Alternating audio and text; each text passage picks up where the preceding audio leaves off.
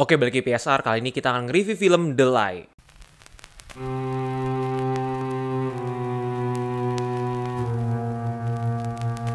Sebenarnya film The Lie ini sudah dirilis di Toronto International Film Festival tahun 2018, cuma belum pernah dirilis secara theatrical, jadi belum dikonsum oleh mass market, dan baru pertama kali dirilis di Amazon Prime 6 Oktober lalu. Jadi secara konsep, film ini lebih ke arah horror yang psychological thriller gitu, bukan yang menyeramkan, bukan lebih ke mengancam, tapi lebih ke psychological thriller, lebih ke arah Gone Girl gitu. Jadi ketika gue nonton dari awal sampai pertengahan, gue kira ini bakal ke arah Gone Girl banget. Kenapa? Karena dari plotnya pun juga nggak sama persis, cuma arahnya gaya-gayanya seperti itu. Jadi ceritanya tentang seorang anak yang intinya bokap nyokapnya tuh udah pisah. Terus sekarang giliran anaknya tuh dititip ke bokapnya untuk dianterin ke camp gitu, suatu camp balet gitulah. Di tengah jalan ketemu temen anaknya yang cewek juga.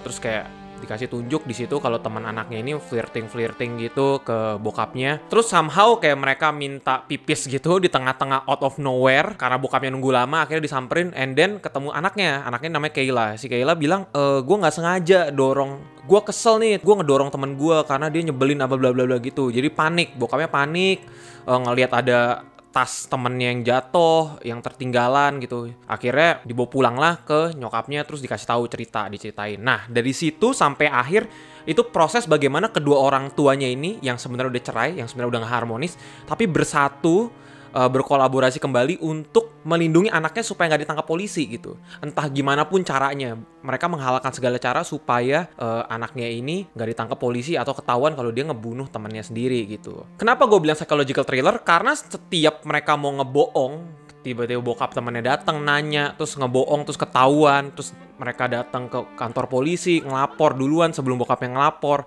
bikin alibi-alibi palsu, terus musnahin bukti-bukti gitu. Itu yang ngebuat jadi kayak lebih ke thrilling gitu. Kita tahu pelakunya nih anaknya gitu, tapi gimana cara nyembunyiin faktanya itu yang bikin jadi thrilling gitu. Kayak kucing tikus lah sama polisi gitu. Nah, tapi menariknya di pertengahan itu ada satu clue yang membuat kayak, oh kenapa nih? What happened gitu. Jadi si anaknya ini abis ngebunuh temennya itu besokan harinya dia kayak normal gitu, kayak ketawa-ketawa nonton film kartun, terus kayak bisa nyiapin sarapan dan makan kayak biasanya. Padahal bokap nyokapnya tuh bener-bener mukanya tuh depresif banget, udah lesu, udah capek, kayaknya udah bingung mau ngapain gitu, bingung mau merespon apa. Tapi anaknya tuh kayak santai aja gitu. Di situ gue berpikir kayaknya anaknya psikopat deh gitu. Kayaknya memang anaknya ini rencanain kayak begini nih, untuk bikin bokap nyokapnya jadi stres gitu. Gue berpikir gitu karena kan bokap nyokapnya kan udah pisah, dan gue mikir kayak anaknya ini kayak nggak nyaman juga tinggal sama nyokapnya, nggak nyaman juga tinggal sama bokapnya, jadi kayak pengen bikin mereka berdua stres aja gitu. Gue pikir bakal ke arah situ. Ternyata di akhir-akhir nanti plot twistnya kebongkar semua gitu.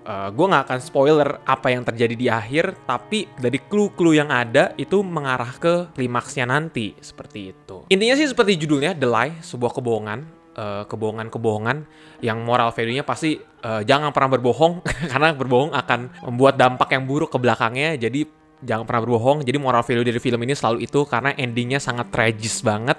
So far dari plot, walaupun nggak bener-bener fresh, tapi bisa kerasa lah psychological thriller-nya. Kita bisa ngerasain lah betapa stresnya kedua orang tuanya ketika berusaha nutupin kebohongan anaknya itu. Terus juga cara ngedeliverynya juga bagus, walaupun kita udah tahu nih anaknya ini biang masalahnya. Cara ngedelivery setiap adegannya tuh pas gitu. Gua ngerasa dapet gitu, ngerasa dapet banget. Setiap scene-nya tuh bener-bener nggak sia-sia. Penting setiap scene-nya. Bahkan sampai scene cuma ketawa-ketawa barengnya itu juga meaningful. Ada maksudnya, dibangun sedemikian rupa untuk nanti klimaksnya di akhir. Sebenarnya di endingnya pun ditutup dengan sangat amat baik gitu. Bener-bener kayak pas deh gitu. Dari sisi acting semuanya oke. Memang kalau film festival nggak usah diragukan lagi actingnya. Pemilihan cast-nya juga pas. Overall nilai dari gua untuk film The Lie ini 8/10. Thank you udah nonton. Seperti biasa, komen dan subscribe. Akhir kata, play it, don't stop, just rewatch. Cut!